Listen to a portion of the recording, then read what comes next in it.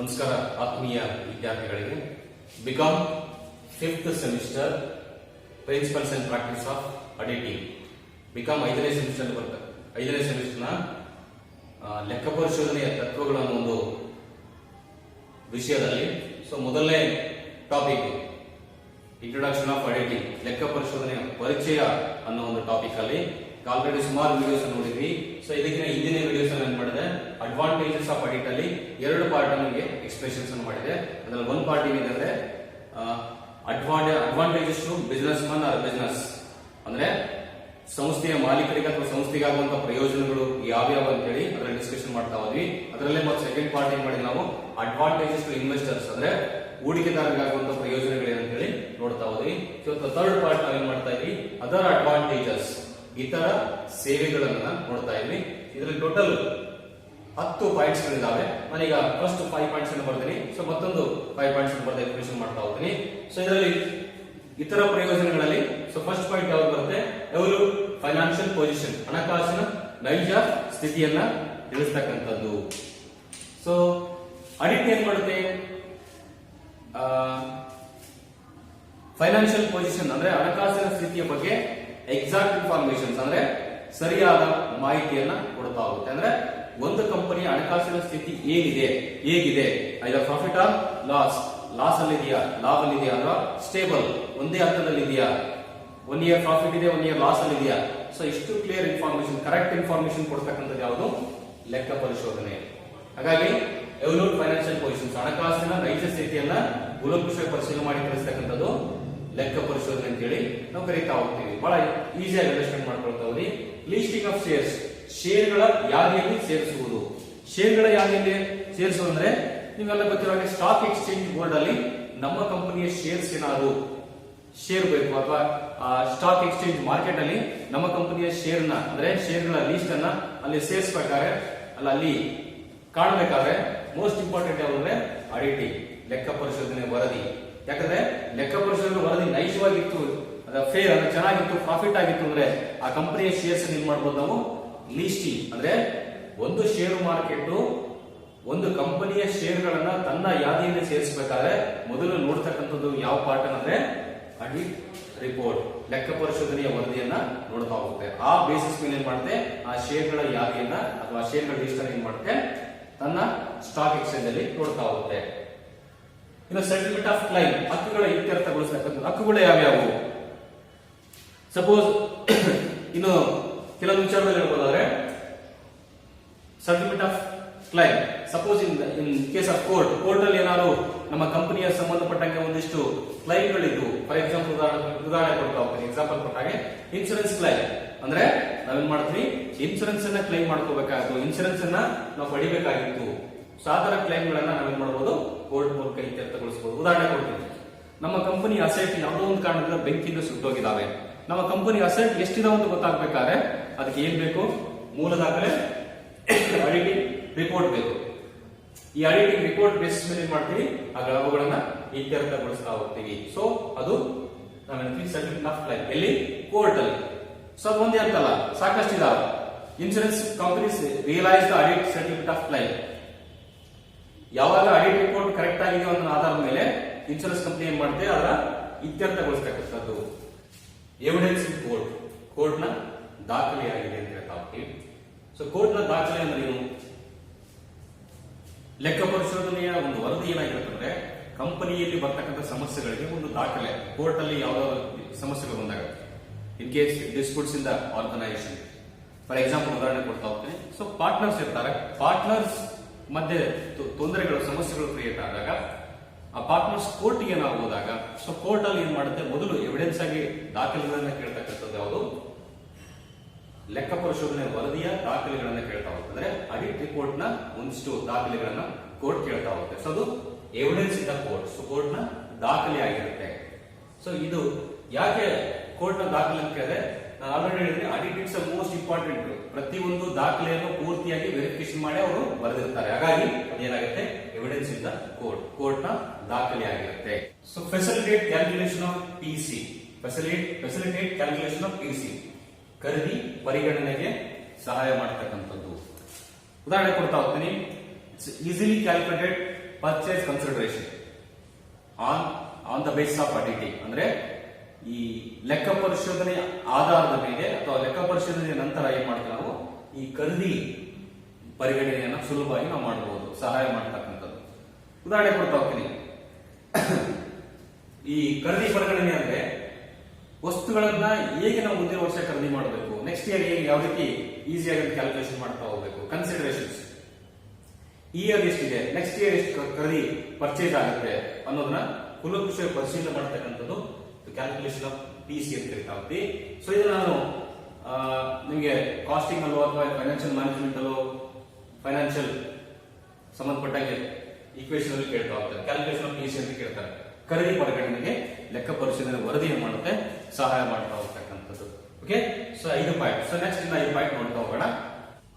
Other advantages ಅಲ್ಲಿ 6 point facilitate taxation, ತೆರಿಗೆ ಸೌಲಭ್ಯ ನೀಡುತ್ತದೆ. ಸೊ ಯಾವ್ಯಾವ ತೆರಿಗೆ ಸೌಲಭ್ಯದ ಬಗ್ಗೆ ನಮಗೆ ತಿಳಿಸ್ತಾ ಹೋಗ್ತಕ್ಕಂಥದ್ದು. ಸಾಮಾನ್ಯವಾಗಿ tax authorities can relay on the audited accounts. Tax authority ಏನ್ ಮಾಡುತ್ತೆ ಹೇಳ್ತಾ ಹೋಗುತ್ತೆ ಏನು ಲೆಕ್ಕಪತ್ರಗಳನ್ನ ಪರಿಶೋಧನೆ ಮಾಡೋದ್ರ ಬಗ್ಗೆ, ಸೊ ಅಕೌಂಟ್ಸ್ ಅನ್ನು ವೆರಿಫಿಕೇಶನ್ ಮಾಡೋದ್ರ ಬಗ್ಗೆ ಹೇಳ್ತಾ ಹೋಗುತ್ತೆ. ಸೊ ಯಾವ ಬೇಸಿಸ್ ಮೇಲೆ net profit as per audited statements. ಲೆಕ್ಕ ಪರಿಶೋಧಕರು ಕೊಟ್ಟಿರುವಂತಹ ವರದಿ ಆಧಾರದ ಮೇಲೆ, ಸ್ಟೇಟ್ಮೆಂಟ್ ಆಧಾರದ ಮೇಲೆ ಏನ್ ಮಾಡಬಹುದು ಲೆಕ್ಕಪತ್ರಗಳನ್ನ ಪರಿಶೀಲಿಸ್ತಾ ಹೋಗ್ತಕ್ಕಂಥದ್ದು.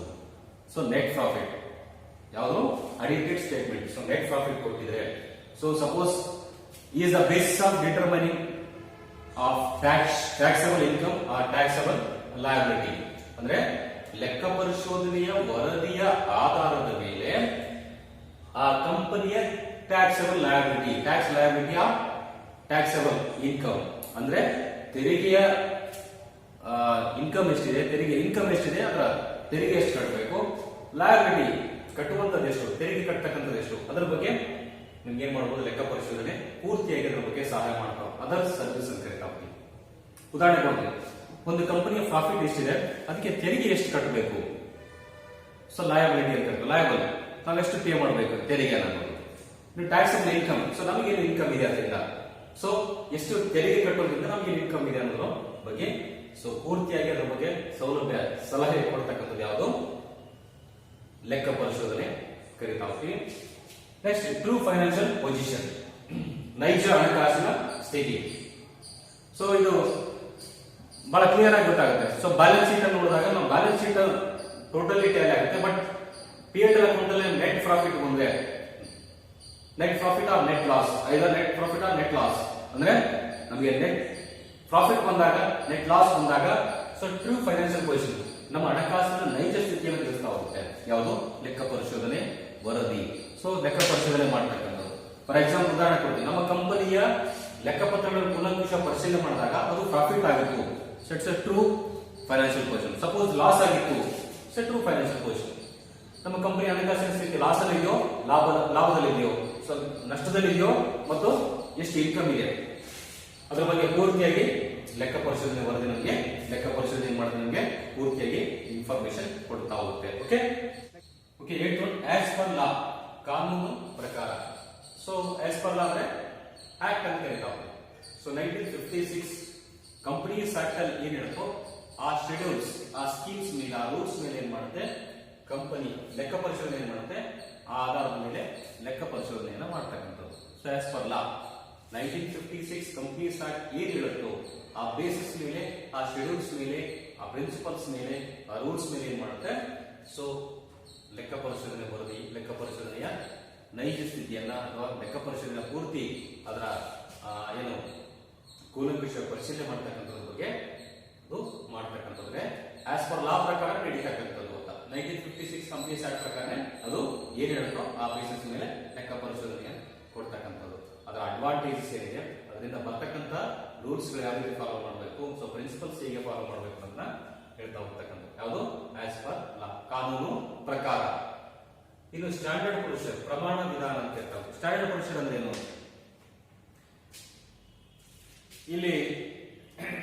ಇಲ್ಲಿ ಪರ್ಟಿಕ್ಯುಲರ್ ಅಕೌಂಟೆಂಟ್ಸ್ ಆರ್ ಆಡಿಟರ್ ಇಲ್ಲಿ ಸಾಮಾನ್ಯವಾಗಿ ಸ್ಟ್ಯಾಂಡರ್ಡ್ ಪ್ರಮಾಣ ವಿಧಾನ ಅಂತ ಇರ್ತಾವೆ. ಯಾವ ಆಧಾರದ ಮೇಲೆ ಮಾಡ್ತಾ ಹೋಗ್ತೀನಿ, ಸ್ಟ್ಯಾಂಡರ್ಡ್ ಅಂದ್ರೆ ಸೊ ಅಕೌಂಟಿಂಗ್ ಸ್ಟ್ಯಾಂಡರ್ಡ್ಸ್ ಬಗ್ಗೆ ನಿಮ್ಗೆ ಗೊತ್ತು, ಅಕೌಂಟಿಂಗ್ ಪ್ರಿನ್ಸಿಪಲ್ಸ್ ಬಗ್ಗೆ ಗೊತ್ತು. ಸೊ ಸ್ಟ್ಯಾಂಡರ್ಡ್ ಲೆಕ್ಕ ಪರಿಶೋಧಕನ ಅಥವಾ ಅಕೌಂಟೆಂಟ್ ಲೆಕ್ಕ ಬರೀತಕ್ಕಂಥ ಗುಮಾಸ್ತನ ಅವನ ಪ್ರಮಾಣ ಏನಿದೆ. ಸಾಮಾನ್ಯವಾಗಿ ಇಲ್ಲಿ on the based objective standards ಅಂತ ಹೇಳ್ತಾ ಉದ್ದೇಶಗಳ ಆಧಾರದ ಮೇಲೆ ಸ್ಟ್ಯಾಂಡರ್ಡ್ ಬೇಸ್ಡ್ ಅಂದ್ರೆ ಉದಾಹರಣೆ ಕೊಡ್ತಾ ಹೋಗ್ತೀನಿ ನಿಮ್ಗೆ audited accounts are based on objective standards and not an personal whims and fancies of particular accountants or auditor. These makes the audited accounts more reliable for the users. ಅಂದ್ರೆ standard ಅಂದ್ರೆ ಪ್ರಮಾಣ.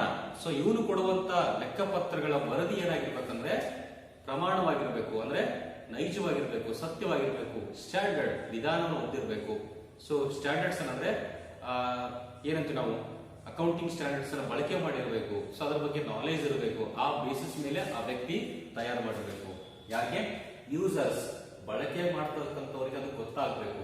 ಆ ತರ ಇಲ್ಲಿ ಪ್ರಮಾಣ ವಿಧಾನವನ್ನ ಬಳಕೆ ಮಾಡಬೇಕು. ಸೊ ಅದಕ್ಕೆ ಸ್ಟ್ಯಾಂಡರ್ಡ್ ಪ್ರೊಸೀಜರ್ ಅಂತ ಹೇಳಿ ಕರೀತಾ ಹೋಗ್ತೀವಿ. ಲಾಸ್ಟ್ ಫೆಸಿಲಿಟೇಟ್ ಕಂಪ್ಯಾರಿಸನ್, ಭಿನ್ನತೆಯನ್ನು ವಿಶ್ಲೇಷಿಸುವುದು. ವಿಭಿನ್ನತೆ ಅಥವಾ ಭಿನ್ನತೆ ಅಂದ್ರೆ ಬೇರೆ ಬೇರೆ ಅಂದ್ರೆ ಇಯರ್ ಟು ಇಯರ್ ಏನ್ ಮಾಡ್ತೀವಿ ನಾವು ವಿಶ್ಲೇಷಣೆ ಮಾಡ್ತಾ ಹೋಗ್ತೀವಿ. ಸೊ ಓಲ್ಡ್ ಇಯರ್ ಪ್ರಾಫಿಟ್ ಎಷ್ಟಿತ್ತು, ಓಲ್ಡ್ ಇಯರ್ ಪ್ರಾಫಿಟ್ ಮತ್ತು ಈ ವರ್ಷದ ಪ್ರಾಫಿಟ್ ಏನ್ ಮಾಡಬೇಕು. Okay, so other before year ಅಂದ್ರೆ ಓಲ್ಡ್ ಇಯರ್ ಗಿಂತ ಅದರ್ ಬಿಫೋರ್ ಇಯರ್ ಏನಾದ್ರು ಪ್ರಾಫಿಟ್ ಇನ್ಕ್ರೀಸ್ ಆಗಿತ್ತು. ಸೊ ಹೋದ ವರ್ಷ ಕಡಿಮೆ ಆಗಿತ್ತು, ಈ ವರ್ಷ ಇನ್ಕ್ರೀಸ್ ಮಾಡಬೇಕು. So comparisons, year to year comparison ಮಾಡಕ್ ನಮ್ಗೆ ಏನ್ ಬೇಕು, ಈಸಿಯಾಗಿ ಅಡಿಟ್ ಏನ್ ಮಾಡುತ್ತೆ, ಸಹಾಯ ಮಾಡ್ತಾ ಹೋಗುತ್ತೆ. ಸೊ ನಾವು ಆಲ್ರೆಡಿ ನಿಮ್ಗೆ ಗೊತ್ತಿರೋ ಹಾಗೆ ಅಡಿಟ್ ಏನ್ ಮಾಡ್ತೀವಿ, ಇಯರ್ಲಿ ಅಕೌಂಟಿಂಗ್ ಇಯರ್ ಕಂಪ್ಲೀಟ್ ಆದ್ಮೇಲೆ ಆ ವರ್ಷದ ಅಕೌಂಟಿಂಗ್ ಅಂದ್ರೆ ಲೆಕ್ಕಪತ್ರಗಳನ್ನು ಕೂಲಂಕುಷವಾಗಿ ನಾವೇನ್ ಮಾಡ್ತೀವಿ, ಪರಿಶೀಲನೆ ಮಾಡಿ ಒಂದು ವರದಿಯನ್ನು ತಯಾರು ಮಾಡ್ತೀವಿ. ಆ year profit loss. Next year ಮತ್ತೆ ಏನ್ ಮಾಡ್ತೀವಿ, ಅದೇ ರೀತಿ ಇಯರ್ ಕಂಪ್ಲೀಟ್ ಆದ್ಮೇಲೆ ಮತ್ತೆ ಆ ಲೆಕ್ಕಪತ್ರಗಳ ಪರಿಶೀಲನೆ ಮಾಡ್ತಾ ಹೋಗ್ತೀವಿ. ಎರಡೂ ಇಯರ್ ನ ಅಕೌಂಟ್ಸ್ ಅನ್ನ, ಸೊ ಪ್ರಾಫಿಟ್ ಆರ್ ಲಾಸ್ ಎರಡನ್ನೂ ಏನ್ ಮಾಡ್ತೀವಿ ನಾವು ವಿಶ್ಲೇಷಣೆ ಕಂಪ್ಯಾರಿಸನ್ ಮಾಡ್ತಾ ಹೋಗ್ತೀವಿ. ಸೊ ಇದನ್ನ ಫೆಸಿಲಿಟೇಟ್ ಕಂಪ್ಯಾರಿಸನ್. ಸೊ ಲೆಕ್ಕ ಪರಿಶೋಧನೆ ಏನ್ ಮಾಡುತ್ತೆ, ನಮಗೆ ಎರಡನ್ನೂ ಕಂಪ್ಯಾರಿಸನ್ ಮಾಡೋದಕ್ಕೆ ಬಹಳ ಸುಲಭವಾಗಿ ಅರ್ಥ ಮಾಡಿಸೋದಕ್ಕೆ ಈಸಿ ಆಗುತ್ತೆ. ಅಂದ್ರೆ ಸೊ 2 ವರ್ಷ ಅಥವಾ 3 ವರ್ಷ, ಇಂದಿನ 5 ವರ್ಷ, ಇಂದಿನ 10 ವರ್ಷದಲ್ಲಿ ನಮ್ಮ ಲಾಭ ನಷ್ಟದ ಕಂಪನಿಯ ಫೈನಾನ್ಷಿಯಲ್ ಪೊಸಿಷನ್ ಅನ್ನ ಕಂಪ್ಯಾರಿಸನ್ ಅಂದ್ರೆ ವಿಭಿನ್ನತೆಯನ್ನ ಅದರ ಸಂಬಂಧಪಟ್ಟಂಗೆ ನಷ್ಟವನ್ನ ಕೂಲಂಕುಷ ಪರಿಶೀಲನೆ ಮಾಡೋದಕ್ಕೆ ಸಹಾಯ ಮಾಡತಕ್ಕಂಥದ್ದು, ಸುಲಭವಾಗಿ ಅವರಿಗೆ ಫೆಸಿಲಿಟಿಯನ್ನು ಕೊಡ್ತಕ್ಕಂಥದ್ದು ಯಾವುದು, ಅಡಿಟಿವ್. ಸೊ ಇಷ್ಟು ಈ other advantages. Okay, so 10 points ಇದಾವೆ. 10 ಪಾಯಿಂಟ್ಸ್ ಅನ್ನ ನೀಟಾಗಿ ಶಾರ್ಟ್ ಕಟ್ ಅಲ್ಲಿ ಪುಸ್ತಕದಲ್ಲಿ ಕೊಟ್ಟಿದ್ದಾರೆ. ಒಂದ್ ವೇಳೆ ಕೊಟ್ಟಿಲ್ಲ ಪರವಾಗಿಲ್ಲ. ಸೊ ಕನ್ನಡ ಮೀಡಿಯಂ ಬುಕ್ ನಲ್ಲಿ ಪಾಯಿಂಟ್ಸ್ ಗಳು ಬೇರೆ ಬೇರೆ ಆಗ್ತಾ ಹೋಗ್ತಾವೆ. Don't worry. ಸೊ ಪಾಯಿಂಟ್ಸ್ ಬೇರೆ ಬೇರೆ ಆದಾಗೆಲ್ಲ ನಿಮ್ಗೆ ಕನ್ಫ್ಯೂಷನ್ ಆಗ್ತಾ ಹೋಗ್ತಕ್ಕಂಥದ್ದೇ. So don't worry. ನಿಮ್ಗೆ ಯಾವ್ದಲ್ಲಿ ನಿಮ್ಮ ಹತ್ರ ಯಾವ ಬುಕ್ಸ್ ಇದೆಯೋ ಅದೇ ಬುಕ್ಸ್ ಅಲ್ಲಿ ಏನ್ ಮಾಡಬಹುದು, ರೆಫರ್ ಮಾಡಬಹುದು. ಸೊ ಇಂಗ್ಲಿಷ್ ನಮ್ಮಲ್ಲಿ ಸೊ ಬೇಕಾದಷ್ಟು ಬುಕ್ಸ್ ಗಳನ್ನ ಅದನ್ನು ಕೂಡ ರೆಫರ್ ಮಾಡಬಹುದು. ಸೊ ನಿಮಗೆ ಯಾವ್ದು ಈಸಿ ಆಗುತ್ತೋ ಆ ಪಾಯಿಂಟ್ಸ್ ಅರ್ಥ ಆಗಿಲ್ಲ ಅಂದಾಗ ಅದ್ರ ಬಗ್ಗೆ ನೀವು ಕಾಮೆಂಟ್ ಮಾಡಿ, ನಾನು ಅದ್ರ ಬಗ್ಗೆ ಹೇಳ್ತಾ ಹೋಗ್ತೇನೆ. ಓಕೆ, ವಿಡಿಯೋನ ಪೂರ್ತಿಯಾಗಿ ನೋಡಿ, ಲೈಕ್ ಮಾಡಿ, ಶೇರ್ ಮಾಡಿ. ಆದಷ್ಟು ದಯವಿಟ್ಟು ನಿಮಗೆ ಕ್ಲಿಯರ್ ಆಗಿ ಹೇಳ್ತಾ ಇದ್ದೀನಿ. ಸೊ ಸಬ್ಸ್ಕ್ರೈಬ್ ಆಗೋದ್ರಲ್ಲಿ ದಯವಿಟ್ಟು ಮರಿಬೇಡಿ. ಸೊ ಆದಷ್ಟು ವಾಚ್ ಮಾಡಿ, ಕಂಟಿನ್ಯೂ ಆಗಿ ಈ ವಿಡಿಯೋ ಕಂಪ್ಲೀಟ್ ಆಗೋದು ವಾಚ್ ಮಾಡಿ. ಎಲ್ರಿಗೂ ಶುಭವಾಗಲಿ. ಧನ್ಯವಾದಗಳು. ಸೊ ಮತ್ತೊಂದು ವಿಡಿಯೋದಲ್ಲಿ ನಾನು ನಿಮ್ಮನ್ನ ಭೇಟಿ ಆಗ್ತೀನಿ. ಓಕೆ, ಧನ್ಯವಾದಗಳು.